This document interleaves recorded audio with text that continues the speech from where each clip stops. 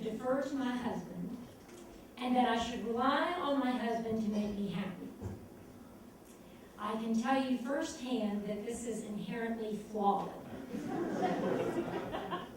When my husband and I separate after 5 years of marriage, he stays in our home in Sudbury in the suburbs right outside of Boston. And I rent an apartment in town in Back Bay. And as it turns out, without knowing it, I moved directly across the street from the woman my husband's been having an affair with. Now, for months, I suspected he was having an affair, but he kept denying it and telling me I was imagining things, and so I just felt crazy.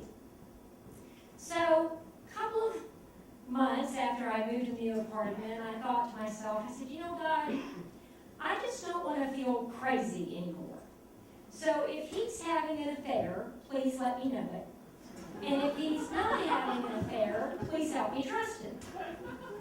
And 3 days later, I'm driving to the School of the Museum of Fine Arts in Boston, where I'm a part-time art student, and I see my husband's car on the side of the road. It's this little white Alfa Romeo, you can't miss it.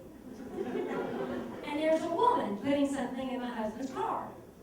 And the first thing I do is throw my hands up in the air and say, thank you, God, I'm not crazy. And then I pull over, and I say, hi, that's my husband's car. And she says, well, I don't know what you're talking about. And I said, but that's my husband's car. And she says, well, I guess you're just going to have to talk to him about that.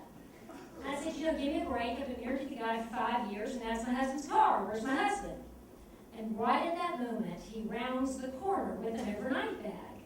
And I say, you know, I think we need to talk. And he says, well, where do you want to talk? And I say, how about across the street at my apartment? I live at 304 Beacon Street, and she lives at 309 Beacon Street, which he knows. He convinces me that it is not a physical affair, but a spiritual one. And a dear friend says, Tricia, that's worse, plus he's lying to you. My husband and his girlfriend don't last. We start going to marriage counseling, and I plunge into a very scary depression. I'm pacing along the Charles River, crossing the bridges, and walking the same circle over and over again. I keep looking at my arms because I'm convinced I have sores all over my body. My throat is so tight I can only eat mashed potatoes and chicken broth, nothing crunchy. So I'm incredibly thin and I look like I should be hospitalized. The only way I can get out of bed is to figure out how many hours until I can get back in it. I can concentrate for about 5 minutes at a time, and my nerves feel the way sunburned skin feels when you open up a really hot oven. With the help of a bevy of therapists and heavy medications, I'm able to continue working and pay my bills and keep going to art school. And art school is what gets me through this separation. Art school and church. And both places challenge how I was raised in very different ways, but they're saying the same thing. You have a voice, listen to the voice, and become who you're being called to be, and you're going to be happy. Now, as an emerging artist, I craved anything that art school had to offer. And so I went to Ireland with the museum school on a painting trip. And I chose Ireland because I wanted mist and rain and tragedy. I was looking for drama and angst. Instead, the sun shone every day for 3 straight weeks.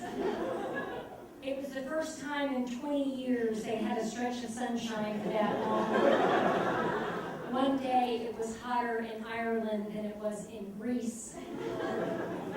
Right before I left for Ireland, there was this slightest chance my husband and I could reconcile, but with distance brings clarity, and I realized I couldn't even write that guy a letter, much less be married to him.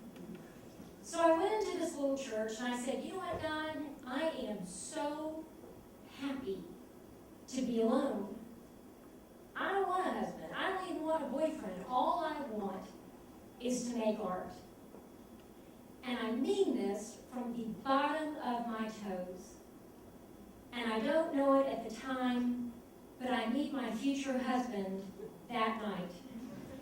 I'm standing on one of those Irish stone walls, and I'm looking at this amazing sunset. And I'm having a hard time getting off the wall because I have these pretty but stupid shoes on. And things look kind of precarious. And out of the blue, I hear someone say, do you need a hand? And I look down, and there's this incredibly handsome Irishman. And I'm confused because I've just announced how happy I was to be alone. And then I say, yes, I do need a hand. And he helps me off the wall. We start walking down the road together. And I know that I would go through all that pain all over again if it brought me to this moment. Thank you.